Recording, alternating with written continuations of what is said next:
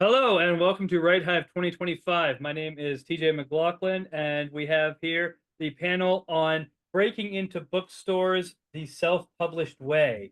I'm pretty excited about that, being a self-published author who is not in bookstores as yet. So let's go ahead and hear from our panelists. We'll get them introduced. Go ahead and tell us your name, what you write, and how many books you've managed to get into bookstores. Let's go ahead and start with Chief, please. Hi, I'm Chief or TC Smith. I write primarily epic fantasy, and my first book, which came out about 2 years ago now, is currently in a couple of bookstores in Australia. Awesome. And Multimind? Hi, my good old microphone. Hi, I'm Multimind. My most recent book is currently The Harlequin, which is a YA dark fantasy horror. And my books have also been in bookstores, in several places, even in different parts of the globe. Awesome. And Rae. Hi, I'm Rae D'Arc. I write clean, dark romantic comedies for adults, fairy tale retellings for teens, and paranormal mysteries for both. I've worked as a sales clerk for one of USA's top largest brick and mortar stores for over a decade and self-published my debut, Don't Date the Haunted, in 2020. After publishing my first YA fairy tale retelling, Dreaming Beauty, I founded Bursting Box Publishing LLC in 2023 to make all 10 of my books, including my paranormal mysteries, Spectre and Spectre, Dead It Back Again #1, available in brick and mortar stores like Barnes & Noble across the nation. Awesome. So we've got a bit of a variety of experience here, and let's go ahead and set the stage first of all with what types of bookstores. It sounds like there's a little bit of variety. Are there some bookstores that are more friendly to indie authors than others in your experience? Honestly, yes. In my experiences, it's been very difficult getting books into bookstores. I mean, my books are available anywhere that books are sold online and offline, and which is what I usually tell people because it's true, because a person can walk into a bookstore and order my book just like any other book. But there are definitely bookstores that they may say one thing on social media, but they are not as welcoming as you would like to think. Some of it is because they're looking for their bottom line, looking towards their bottom line, which yes, that makes sense. But others is just simply really, really difficult. Two bookstores I managed to get into simply because I was able to call them out on their BS when they said, "Oh, we want BIPOC author," BIPOC meaning Black, Indigenous, people of color. I'm a Black person. And I went, wait a minute. You guys, I asked for you guys to have my books in your store, and you did not do that. And they went, "Oh, gee, you sure?" And I said, "Yep, here are the emails." And they went, "Now we're going to have you in our bookstore." And that, well, I mean, I'm glad I'm in their bookstores. It sucked. So it shouldn't have had to take that.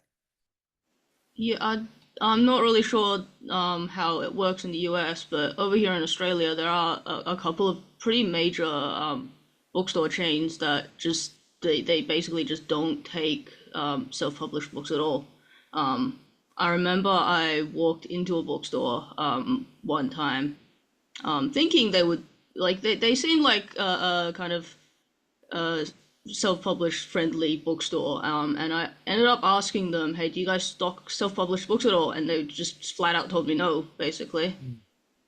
Yeah, I do remember though. I do not know. And one thing I tell folks is I don't know where my books wind up, because I do know that I think Books a Million, or one of the few of brick and mortar major bookstores, book retailers that are out now. My friends told me, they was like, "I saw your copy of Dreamer there," and I was going, "Oh wow, take a picture next time." But they will tell me, "Hey, your books are showing up in these bookstores that you did not interact with." And stuff. So it's very nice to have my books in bookstores that I have said, "Hey, will you carry me?" And they will. And bookstores that just simply picked me up, and especially the bigger ones.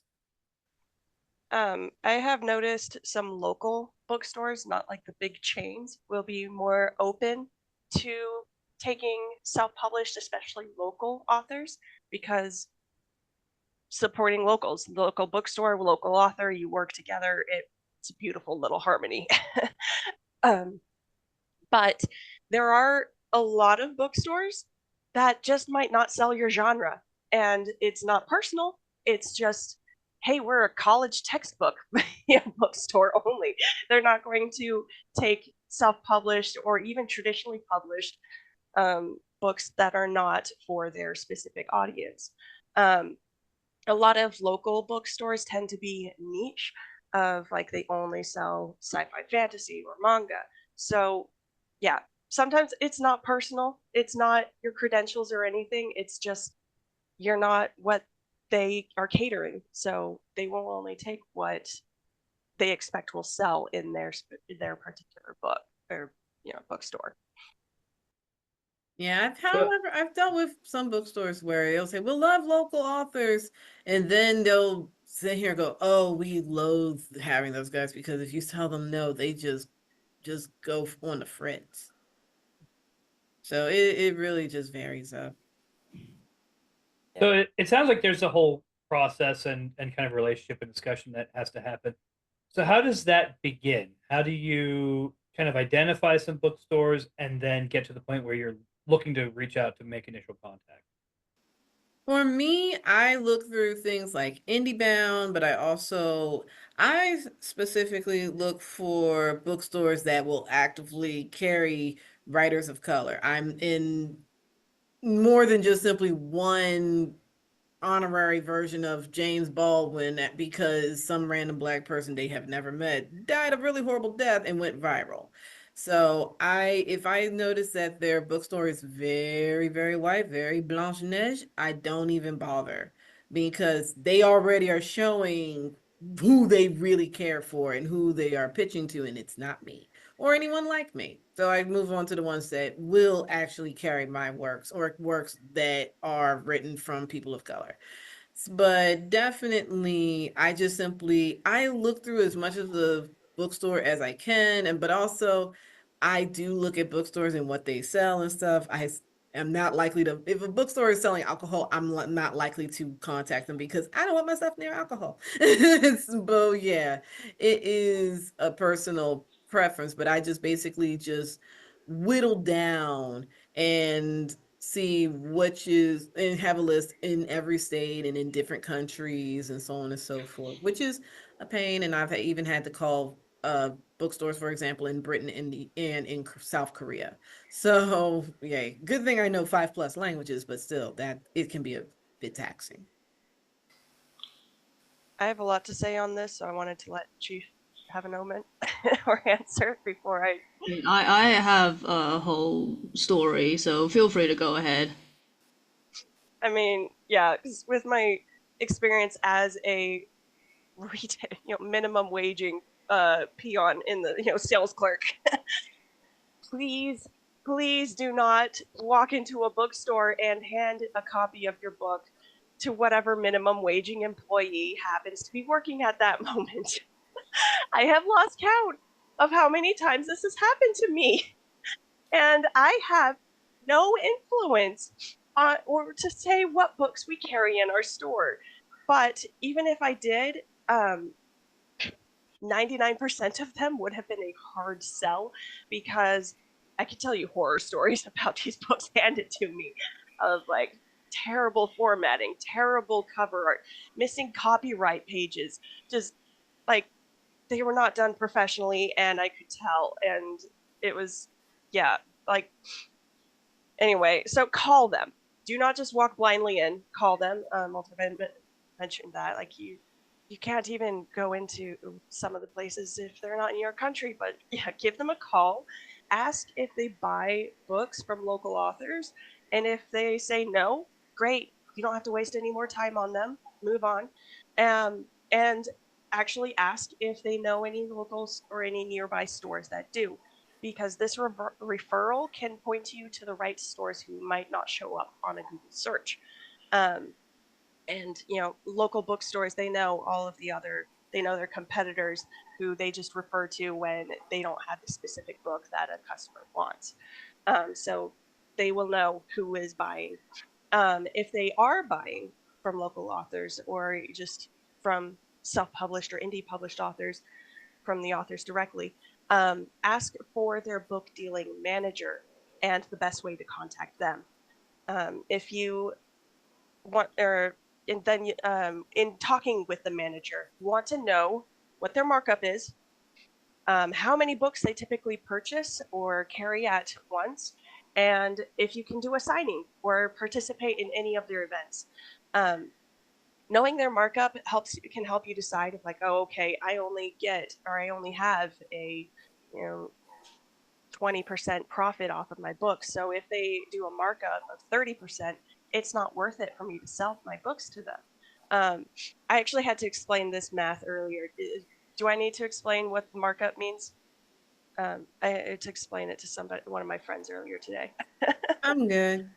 Okay. But for those at home, Yeah, we don't know where everyone's at in their publishing journey that's at the conference, so it'd probably be worth it. Yeah. Okay. Well, and yeah, you in the chat, feel free to ask questions. We'll be there to help answer questions. Yeah. So, but basically, if your book is $10 and their markup is 40%, they will buy your book from you for $6, so that they can sell it at the retail price of $10. Okay. Cool. That's markup. And when talking also to the manager, the bookseller, or the book buyer, be friendly and professional, because when you're not there, it is the minimum wage employees, sales clerks who are selling your books, not you. So you want them to like you. I second this as well. Please do Yeah. not lose your kibbles and bits at them. And because sometimes it works, sometimes it doesn't. And honestly, yeah, just don't because also they will remember like and go, oh, this is why we don't want local office. Or even if you straighten out your personality and stuff, that might just leave a scarring impression. Chief, you had a story? Yeah. So, in my state in Australia, there's admittedly like probably not as many opportunities for getting your book into bookstores as, say, somewhere in the US. So I started off emailing a couple of places that I knew would take self-published books, but I felt like that was too slow. And I don't know if anyone else can relate, but I hate writing emails. It is one of my, like, very much one of my avoidances. Like, I avoid writing emails where I can. So writing the emails was taking too long, and I had some free time. So what I did was I got I literally pulled up Google Maps, and I looked at basically all of the bookstores in my area that I could drive to, and I basically planned out an entire route where I would just drive to every single bookstore in my area and just go into the store and ask them, hey, do you guys take self-published books at all? And if you guys do, how can I get my book into your store? And I was going to do that solo, but then two of my friends showed up and was like, hey, we want to come visit some bookstores as well. So we basically spent an entire day trip going around like half the city, basically, walking into bookstores and asking if they took self-published books. And it actually was surprisingly productive. With one store that I walked into, I asked them, and they basically handed me a form to fill out just on the spot, that I could just go home and fill out and then return at some point. Which was really, really useful. So that's my story. One thing that stands out to me about that story is it reminds me that, if I remember correctly, if I understand correctly, countries like the US and Australia are more bold and direct culturally than places like the UK and the Baltic countries and stuff like that. And so, at least some of you have mentioned, at least Multimind has mentioned, selling in other countries. And so, anyone who has experience with that, how has that kind of cultural difference affected your experience? For me, not so much, honestly, but also, for example, in the United Kingdom, there's Afro that sells my books. I came to them when I first coming out with books. They are a Black bookstore, a Black girl ran bookstore, and also the person who runs the bookstore has the same name as mine, but with a different spelling and stuff. So I'm just sitting here like, oh, how nice. And so I pretty much, forged a relationship with them. I looked at all the different bookstores in the UK, but also I've contacted bookstores in Korea because I can speak Korean and I have friends who thankfully will buy my books in Korea. But also in Jamaica because I am half Jamaican. But definitely it is, I mean, I learned to just simply be nice. That's a pretty global thing and stuff. Americans have the ability to be nice. We should probably use it a lot more. And that's what you do. You don't American BS or American a-hole your way into it because they already are expecting that the second they hear your accent. Do not be somebody that doesn't make them go, why do you exist? But definitely, it's just that, they're businesses. Long story, very short. There's only but so much, coddling and top of the morning to you and oh, how you do before they go, okay, why am I on the phone with you? What is it that you want? And is this going to waste my time? Because they are all businesses at the end of the day. And they want to know, will this book even sell here? And also across the US and across the, not the US, but across the world, they already have American authors. So they may not want to carry you because they want to leave room for their authors, which is also entirely and wholly fair because they have countries full of writers too. So it makes perfect sense. So if you don't get picked, you don't get picked. And if you do, that's great. I think for me in Australia, it is like shipping to other places is super expensive. Uh, so it is a lot more difficult depending on like your local region to get your books into bookstores in like other countries and even in across states within the same country depending on where you live. So that's definitely a factor. Obviously, and I think most bookstores, if you can't if you can't deliver your books to them in person, they will ask you to cover shipping sometimes. I agree because I've shipped books to many, many different parts of the world. I've shipped them to China, I've shipped them to Jamaica, to the UK. I have Pitney Bowes. Pitney Bowes is amazing when it comes to shipping. And definitely, so I basically am just shipping out as if I am Amazon on like Christmas Day. So that is definitely a thing because also if they do say yes, they want to see your book and they want to see a galley version of your book or an advanced reader copy. Basically, they want to see what is inside your book to make sure that it is worth selling. And if the store is worth selling, if it's something their store wants, so on and so forth. And because they have such limited time, so many books, and they want to know exactly what is it that you have. You can pitch them the best you can, but your book is what sells itself. And when it comes to shipping, it can be prohibitive. That's why I have Pitney Bowes to do the shipping and handling it. I ship it all from my apartment and stuff.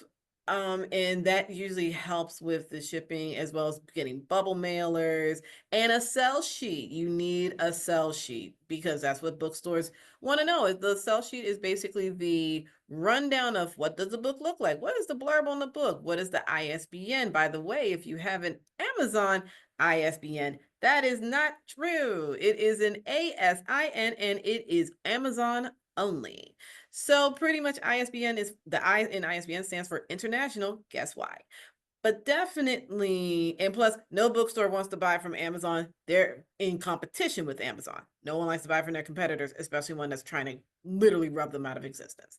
But definitely, you need a sell sheet, and so that the with the book, so that they can look at that rundown. How much does it cost? How much does you know?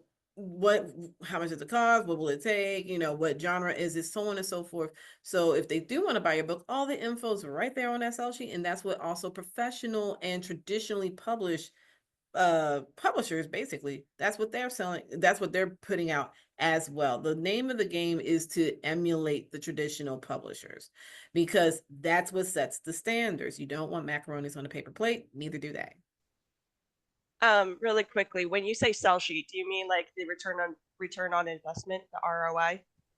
The sell sheets that, well, the sell sheets I tend to do are the ones that just have the basic rundown. So pretty much the title of the book, the blurb of the book, the cover of the book, the ISBN book of every single format that it is in.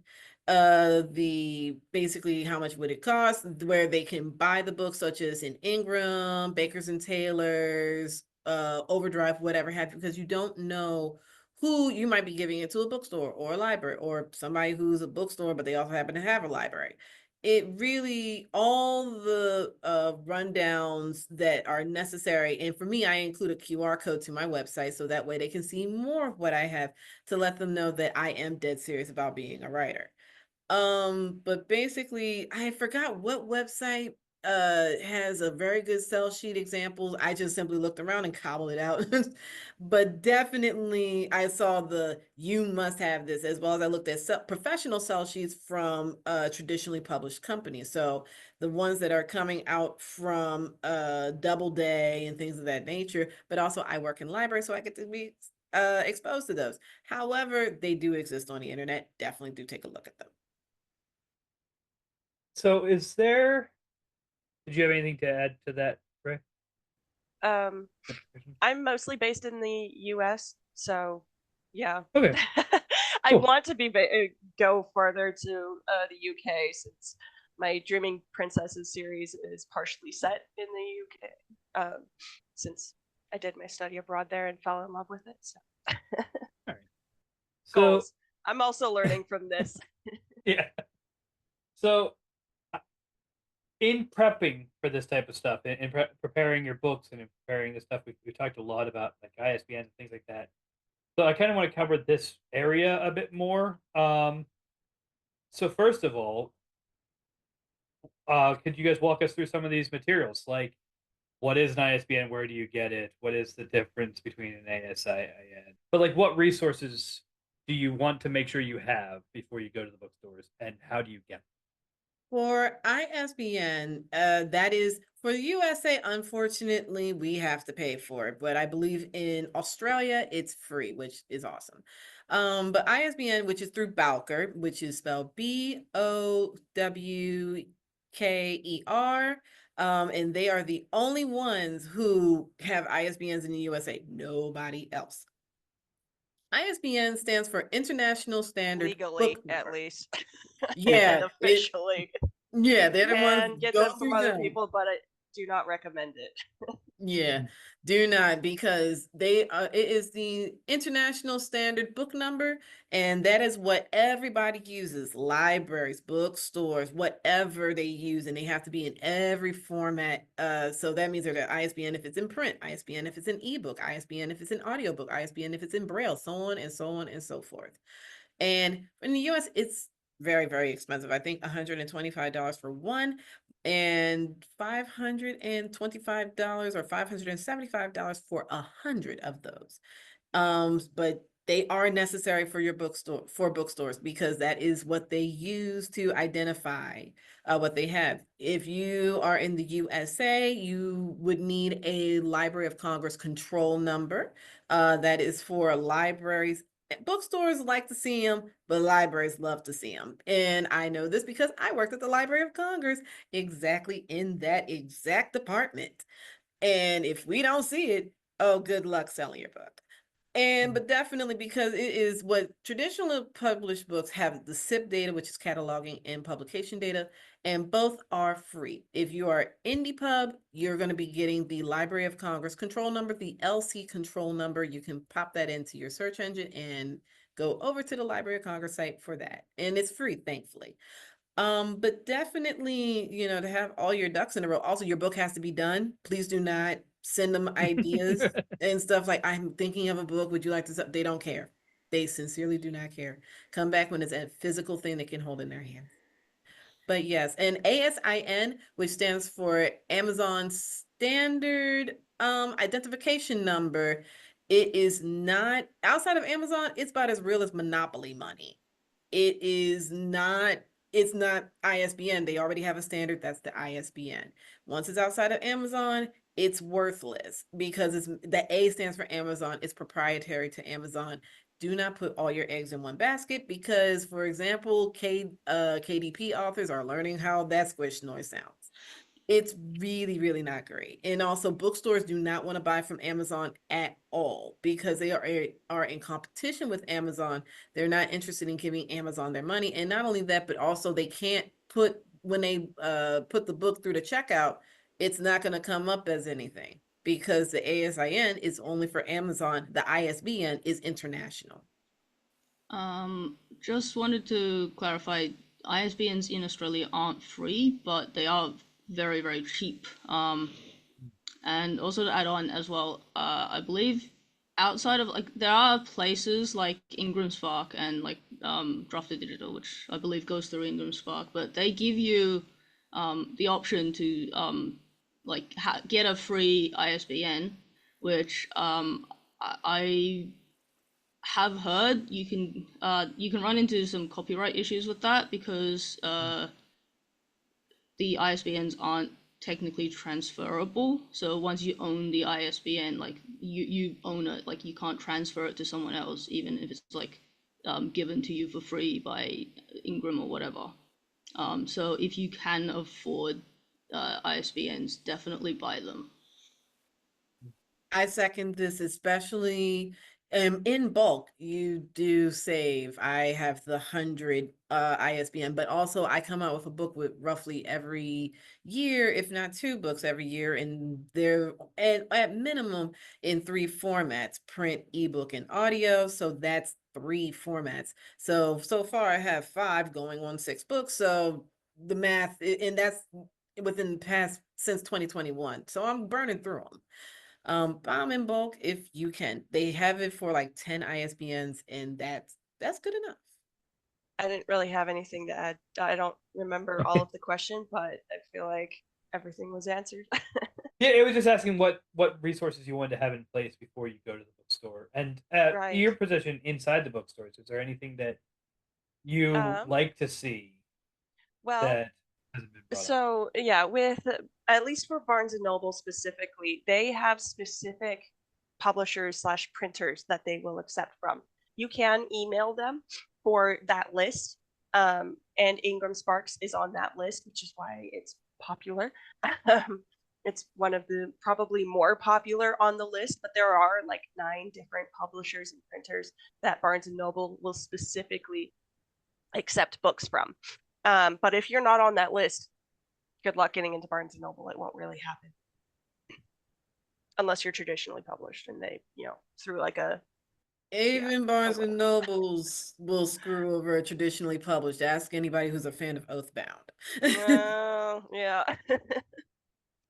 So now, does getting your book into other places like libraries or anything help with that process? Does it help with the pitch? No, it not really. I mean, they don't really care in a way because it's like, oh, that's nice. And what does that have anything to do with me?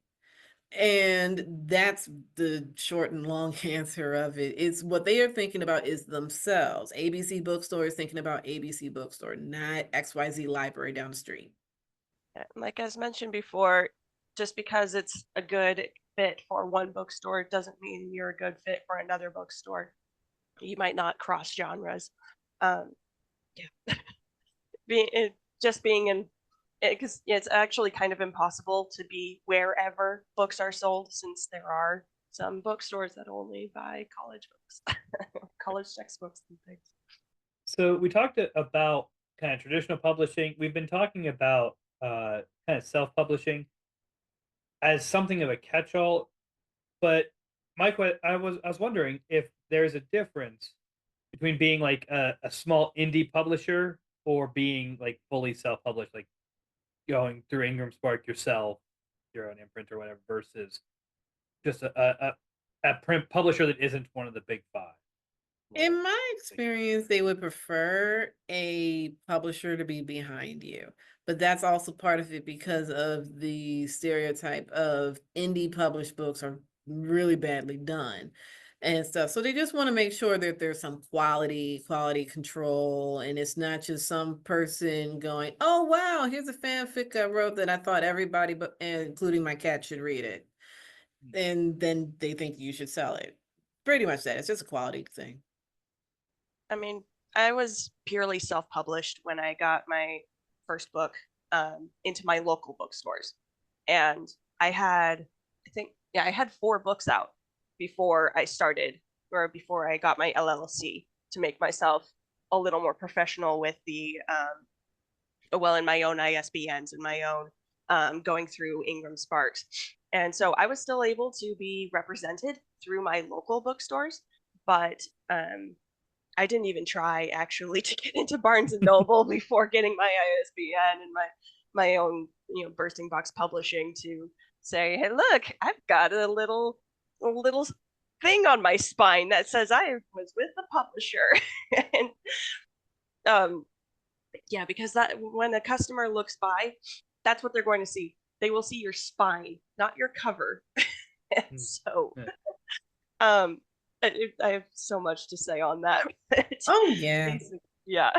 For me, and that's the thing, because with me, I have a logo and things of that nature because I'm Multimind of Multimind Publishing. I have a literal logo. It's on the same part of the spine as anybody else's, but also I have a long background of working with books. I've even worked at Random House, so I just basically went, oh, I'm just gonna do what they did and just call it a day. But it does work, and especially because if they think you're indie, sometimes they'll just go, oh no. But if they think that there's a publisher, even if it's just you and stuff and you're professional to boot, it does work. And it is just that honestly, it's not to scare people off into thinking that, oh, I have to have a publisher and stuff. I mean, because they will ask, like, is this indie or not? And they can tell through the ISBN and stuff and through your history and just researching your book. But definitely, they want just the professionalism that they're used to seeing with the traditionally published books. Meaning good formatting and just proper etiquette and talking to people, friendliness, and yeah, Yeah, being knowing how to talk to people. absolutely, yes. Chief, you So- want anything on this? I mean, I don't really have anything to add. I think you guys covered it pretty much. Well, why don't I'd like to hear from Chief first on this one, just partly just because of perspective from a different country and everything. But what types of obstacles do you run into when breaking into bookstores as a self-published author? I mean, this would obviously vary depending on different people and also where you're based. But for me, like, I hate phone calls, so I tend to send out emails instead, which are marginally easier for me. I hate doing both, but sometimes you just gotta do it. So I like, it is very easy for me to kind of burn out on that because you're sometimes you're sending out like multiple emails a day, and you're nervous, you're stressed about like, oh, does this sound good to them? How can I convey tone through text, that kind of thing. Like, my advice for that would be to just pace yourself. Don't try to send emails or call every bookstore in your area in one day, because you will burn out and it will not be fun. I actually have a sheet that I actually have titled Pitching the Bookstores, and I have one that's like, and it's basically just a script, so to speak, that I just copy and paste. I put in brackets of bookstore and, the title of my book, the ISBN and stuff, and I have it divvied up to different versions of it, to bookstores, for local bookstores for people I don't know, so on and so forth, so that they're getting, depending on if I know them, if I walk across them, or they're based where I am, they get a different script, so to speak. And also it helps me because I can sometimes frazzle out very easily. I have disorder, so I have to worry about that. And it's just that it makes it nice and easy where it's like, I just type in my stuff, or I just copy paste my info and stuff, make it sound a little personal. So it's like, hi, I didn't just pick you off of a list that showed up on Google. And even though that might be exactly it. But yeah, that's what I do, is just simply copy pasta and stuff, because it's going to be roughly the same format for every bookstore. So I just do that to help me not have to worry about being frazzled. And also I create compile a list of bookstores, such as through like IndieBound and things of that nature, their emails, whoever is the person I should be talking to, if that person is named, and so on and so forth. It's pretty helpful. I've gotten into, like, I believe Brookstones or Water something over in the UK with that, but it does help. But yeah, having like a script, so to speak, that you can just simply put in brackets of like fill in the blanks, it helps with, at least with, for me. So considering obstacles for self-published or even indie authors also, of just it's all on you to get your book edited and formatted correctly so that it can compete and blend in with the traditionally published authors. That means finding a good editor, finding a good cover artist, finding and using and utilizing, getting all those things so that you look professional. I really can't emphasize it enough. Make sure your book meets the standards of the professional editing and formatting. Because like my coworkers and I play games called Spot the Error or Typo of the Day, even with traditionally published books. And we aren't likely to recommend books that we know have embarrassing errors or typos. So, and if the employees don't recommend your books, then people aren't really exactly likely to find your book as much. Also, you are your own marketing team. You don't have a PR team reaching out to every bookstore in the nation or arranging book tours for you. As Multimind mentioned, she is making you're doing their own calls. But something you can do though, after your book is in the store's inventory, is you can give them free ARC copies or a proof copy for the employees to read, to recommend to customers, because it's hard to recommend something you haven't read. Or even if somebody, customers frequently ask me, have you read this? And I'm like, it's on my to-do, it's on my TBR list. It's very long because I work in a bookstore. But if I can say yes, and it has these great points to it, even if I thought it was like a 3-star book, but I think this customer will really enjoy it, I can pitch it to them, just by reading it. So it is really helpful to be able to give a demo or advanced reader copy or a proof copy to the employees, so that one, it makes them like you, and then they can pitch your book on their own when you're not there. Because really, half the customers come in, say they're just browsing, and half of those ask for recommendations. So if you are in that top, or if they like you, they like your books, you will be recommended by the employees. I second this. I remember when I went to a bookstore, that one of the first bookstores that had my books in it, Amalgam, in Philly, and they did not know I was going to visit because I was coming from a convention, EBOC and stuff. And I was like, oh, I'm looking for Dreamer and stuff. And the person was like definitely wowing it, because I was like, I will put this in your pocket. And I'm just sitting here going like, well, and I actually had to stop them because I was like, it's okay. I was like, thank you. I already own the original handwritten copy. Hi, I'm the author. And they just were bashful about it. And I was like, I'll sign it. And I've had to learn to say that. I was like, it's okay. I already own the original handwritten copy. But definitely, yeah, the obstacles you have is that you're pretty much the whole team, but also fear not, traditional publishers aren't exactly the lovely sort of mattress of joy for trad pub authors either. I mean, if anyone's seen what Jiron Chao has been dealing with, or even like I mentioned, Oathbound, those folks are New York Times bestsellers, and they're getting the business, and it's not great. But definitely, yeah, when it comes to obstacles and stuff, it's really what time can you put forward? Don't burn yourself out. It's not necessary. You won't be in every bookstore in the world, and that's okay. A lot of people buy their books online. For example, I read ebooks, so I'm not walking into a bookstore. I have friends who love audiobooks. They're not walking into bookstores either. It's just one avenue to have it in there and stuff. Because also, what happens if the bookstore shutters their doors? Now that's one bookstore you spent so much time and effort on that's gone with the wind. So just pace yourself the best you can. Yeah, I was going to highlight from what Ray was saying, kind of point back to what Chief was saying, because they were talking about the importance of pacing yourself and kind of knowing how much time you can spend on different outreaches, and yeah, it's good to bring back to that, because I do think that's an important point to all of this is, as indie publishers, as self-publishing, we're doing this all ourselves, and so that the fact that that keeps coming up is I think very important to keep. Yeah, I gave myself about a year from beginning of like, okay, I want to get an LLC, to get my book covers redone with the publishing logo, to get my ISBNs, to get my business and my resellers permit, all of those things.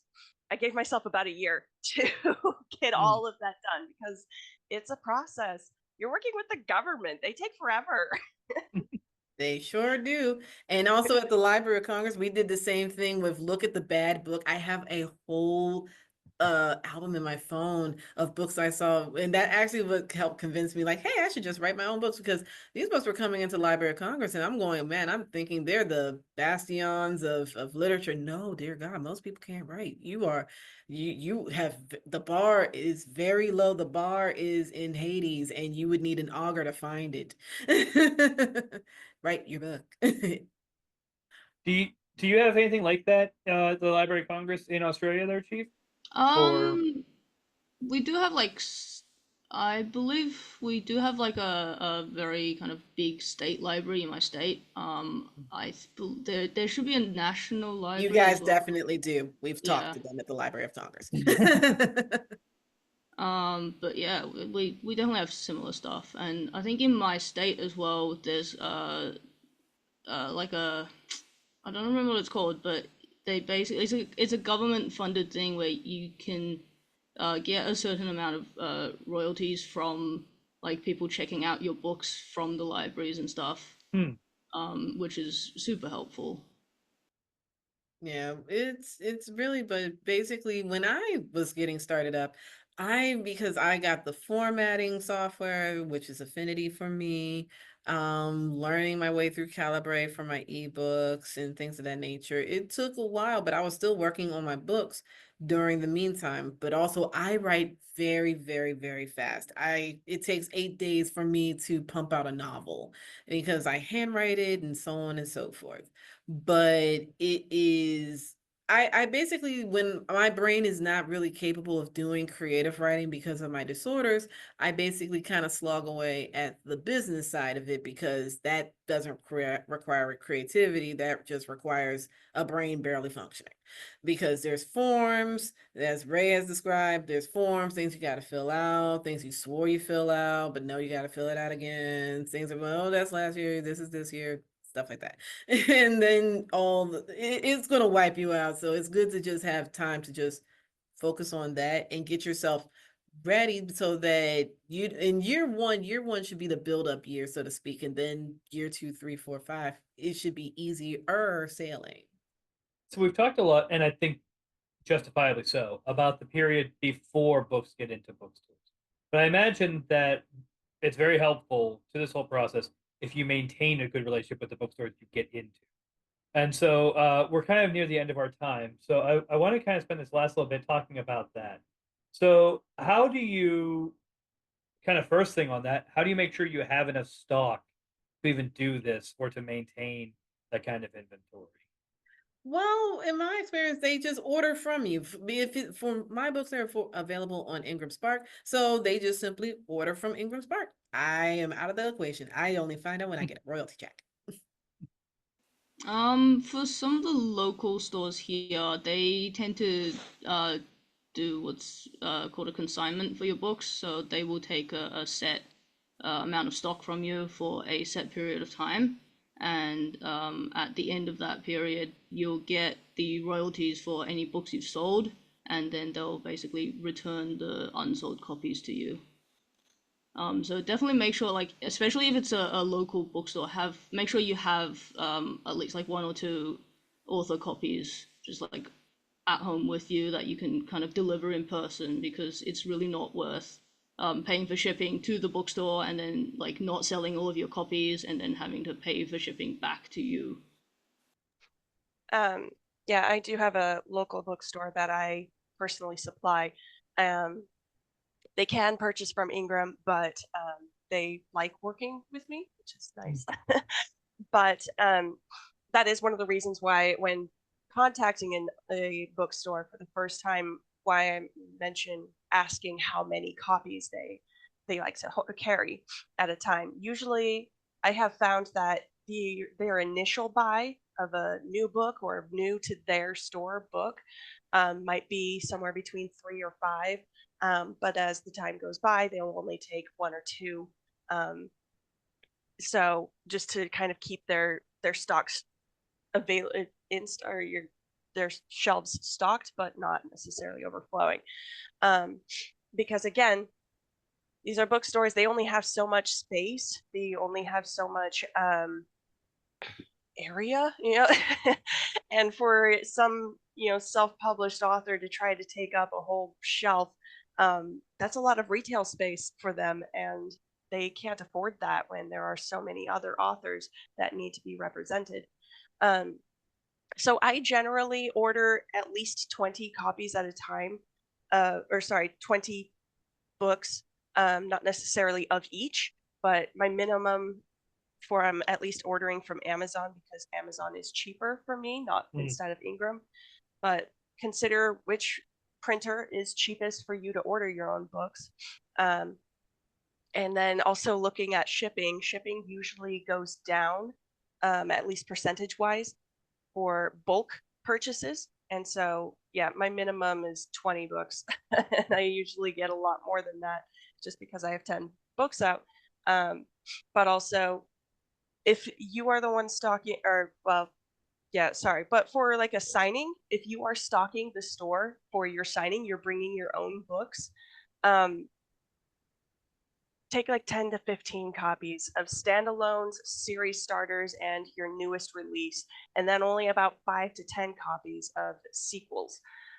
Because if it's a 2-hour signing and you sell out, that's awesome. But you don't want to be stuck with a whole bunch of extra books, especially if you don't have another event planned.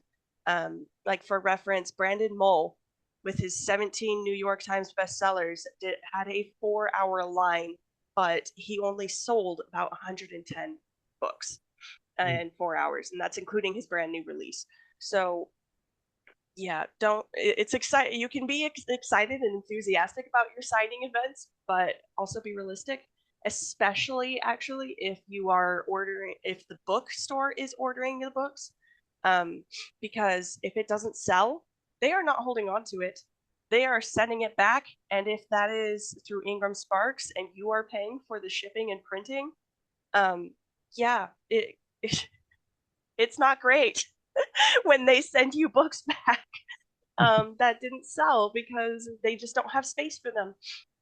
So when doing a signing with a bookstore, even if they are the ones ordering it, kind of give them an estimation of how many books you expect to sell, or even hope to sell, so that they aren't left with a whole bunch of leftovers. It's actually better to sell out when they are stocking, because they can still, even if you're at a signing, you can sign a sticker. I've done this multiple times.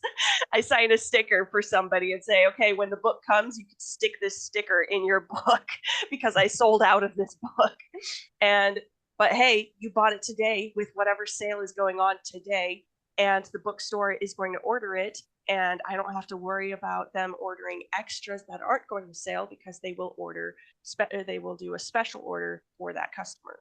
It's already sold. They know it's going to sell. So, yeah. For me, I think the only times I've ever sold or shipped books to bookstores is because of my special edition books. When I sign my books, I do sign because I write with a fountain pen and I have therefore fountain pen ink. I sign it with fountain pen ink. So my horror books are written in blood ink and my dark fantasy books are written with a different specialized ink. But also, I have a background in the book art, so that means I spray my own books as well because I've had that experience since I was a teenager. I'm so surprised it's popular now. But definitely, it turns out it's been a hit with bookstores. So they're like, give us the book. And I'm like, okay. And those are the ones that I do ship because I have to personally interact and I have to do all the things to it to get there. And for me, I'm happy with just having 2 bookstores so far, just having those special versions because they are truly limiteds and truly specials, and especially because I also make page holders by hand to go with them and stuff, so that way I also instruct the bookstore to sell it all together, not all at once, and it works out. But besides, when it's a regular book of mine, they can buy it from Ingram, but if it's a specialized book, then yeah, I don't mind just shipping it out because it's not that much. I only have to spray like maybe 15 books or so, and which honestly is about the most I would rather do. Oh, and one more. I remember the 3% rule for vending when it comes to if you know the amount of people who may show up or things of that nature, because if you're uber new, no one's heard of you. So don't bring 15 books or 20 books along because you will hurt your own feelings very, very fast. But definitely, yes. 3%. If you like learn how much these type of events usually have in terms of people, 3% of them will buy your book. And on average, if you hover around that, you will be fine. I've used that the entire time. I learned that from a vendor who was vending in DreamCon, and it works for them, it works for me, so I think it works. And you won't hurt your own feelings or have a big box to carry back. Yeah, I guess I should add, when I say I take 10 to 15 copies of standalone series starters and newest releases, I actually do very well at 2-hour signings, because I'm a salesperson. Because I work at a bookstore. I know how to sell books. So I'm very good at it. Apparently, like other bookstores they're like, wow, that was the greatest book we've done. Like, that was one of our best signings. I'm like, oh, was it? Oh. So, but yeah, figure out what your average is. And yes, definitely figure out how many people are going to be there, because the more there will be, the longer the event, the more books you'll need. And it's great. Oh yeah. I think one of the like best pieces of advice I've heard for like book signings and other kind of similar events is that you should aim to not take any stock back with you, as opposed to selling lots of copies, because if you don't sell all of your books, then that's like potentially a lot of copies that's just going to end up sitting in your sitting in your storage for potentially months at a time. I would like to hear from Ray first on this question, just because of your perspective. How important are these events to establishing and maintaining relationships with bookstores, and how do you get them to happen? Well, reaching out to the bookstores, talking specifically with the book buyer, or sometimes they have a specific manager in charge of the events. Then yes, definitely reach out to the events manager and volunteer for a signing. You can do signings whenever. They do generally work best in the afternoon, but ask for that specific bookstore if they have high times of customers. So that way you're not wasting your time, you're not wasting their time. And sorry, I kind of lost the question. Yeah, what was it? It was just about how important are events like this in yes, maintaining relationships, and how do you make them happen? So yes, ask to volunteer for signings. They love it because you're supporting each other. You are bringing people in. You are selling books. So they love it, and you're selling your own books, so you gain from it. you're both winning from this situation of book signings. I love book signings. But also ask if they have any other events. Like actually tomorrow, I am participating in our local bookstore's birthday celebration. It's this huge thing, and it's just a festival in the parking lot. But I'm going to be a vendor with my own little booth, and I learned about it just by asking of, hey, what other events are you having? What other ways can I participate and help with the community? Libraries also should be great resources for this because they still have paper pamphlets, posted on cork boards. Hey, these are events that are going on. So getting involved in your community really goes a far way if you want to be if you want those in-person events. They can be very intimidating. So for people who are super introverts, there are still things that you can do in your own home or in your own park or something, or even at like a family member's house. You don't have to be in the face in the public all the time with the events. But if you want to work with bookstores, they are incredibly easy to set up, especially if they are the ones ordering your books. You simply show up at the time, and they have the books already on a table with a chair. They oftentimes bring you a drink, and they are very accommodating, and they love having authors. Well, okay, bookstores that I've seen and the bookstore I work at, we love having authors because it brings in new customers. It brings in people who might not have been in the bookstore for a long while. And so you're really helping each other. And so just ask, really, that's it. Just ask. For me, because I have disorders that sometimes make it a little difficult to leave the house, and so I keep my book tours pretty short.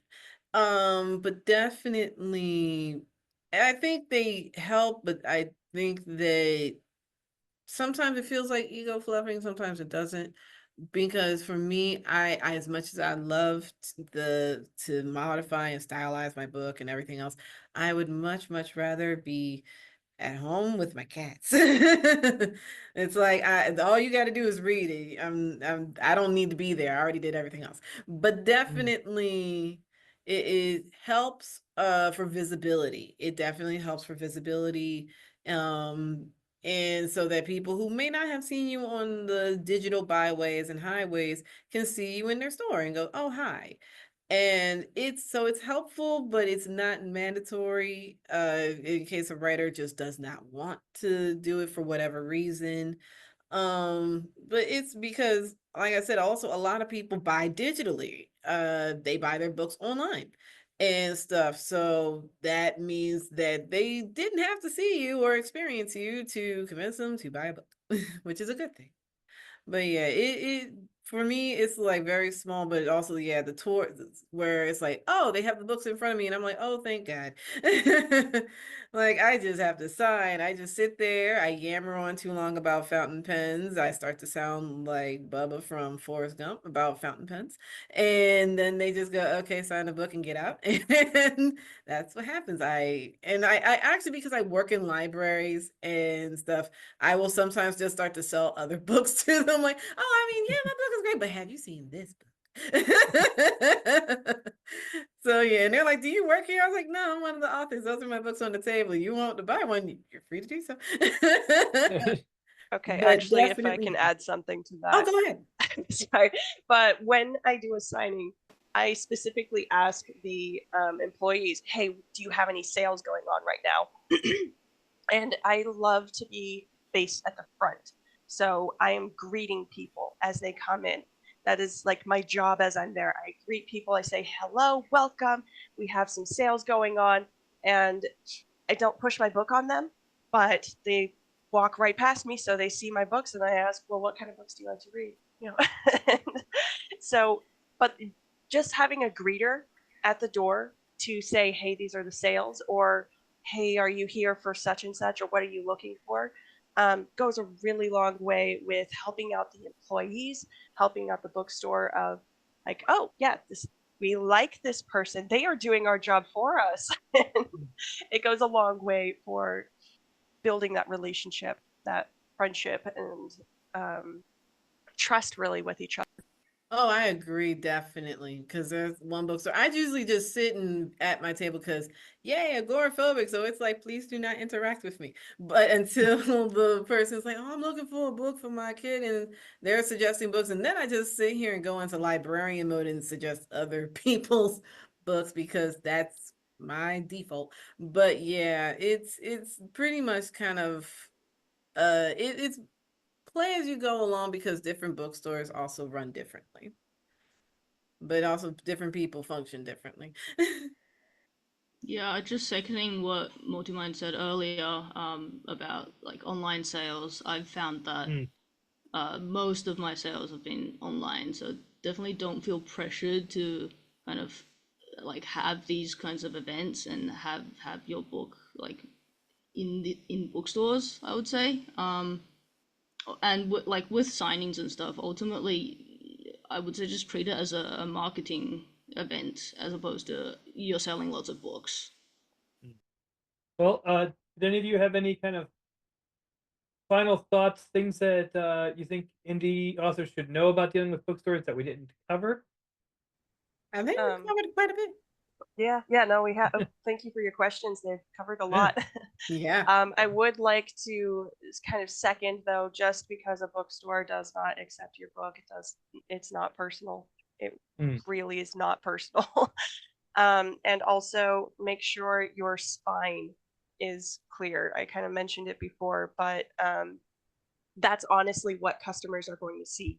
They're not going to see your cover, they will see your spine. And so have a legible title, have a legible author name. If it is a series, have the series name and the series number, because most bookstores organize first by genre, then by author, then by title. Some stores, not all, will organize series together in chronological order, but that requires every single employee, including those who haven't read the books, to know the series and its order. The best way to do that is to put the series name and the number on the spine, because otherwise it's just lost. And if it needs to be read in a chronological order, then customers will be lost. They're not necessarily going to flip to that front page where they see your list of other books by, or by the author with the series name. So make sure the spine is appealing. All right, cool. Well, thank you very much, all you guys, for being here. It was very insightful. I greatly enjoyed this conversation. So let me just go ahead and encourage you guys to introduce yourselves for the outro. We'll go in reverse order from earlier, but go ahead and remind us who you are, what you write, and let us know where we can find your stuff. So we'll start with Rae. Thank you again so much for having me involved or included in this. It's been a blast meeting you all and talking with you. I am Rae D'Arc. I write closed door dark romantic comedies, such as this one, for adults. I also clean YA fairy tale retellings and paranormal mysteries. You can follow me on Facebook and Instagram just by searching my name. It's pretty unique enough that it works. And also sign up for my newsletter on my website, writehive.bsky.social. And Multimind. Hi, I am so glad to be here, and I'm very glad that these were some very awesome questions. I can be found anywhere books, ebooks, or audiobooks are sold, borrowed, or rented. And also, my current book is The Harlequin, but I basically write fantasy, sci-fi, and horror. The Harlequin is a YA dark fantasy horror. And yeah, my website is multimindpublishing.com, which has long excerpts both for print and audio. And also, I'm available on Threads and Instagram as Multimind Publishing. And Chief. Hi. Yeah, so it was really fun talking with you guys. I definitely learned a lot as well. You can find me at Chief Writes Book on most social media. And also my website is tcsmithauthor.com. The second book of my epic fantasy series has just recently come out. You can kind of see that book right there. Yeah. Awesome. And once again, I've been your host, TJ McLaughlin, and we all hope that you have enjoyed this panel and continue to chat in the Discord channel. We'll be there for a little while yet, and enjoy the rest of Write Hive 2025. Thank you very much. Bye.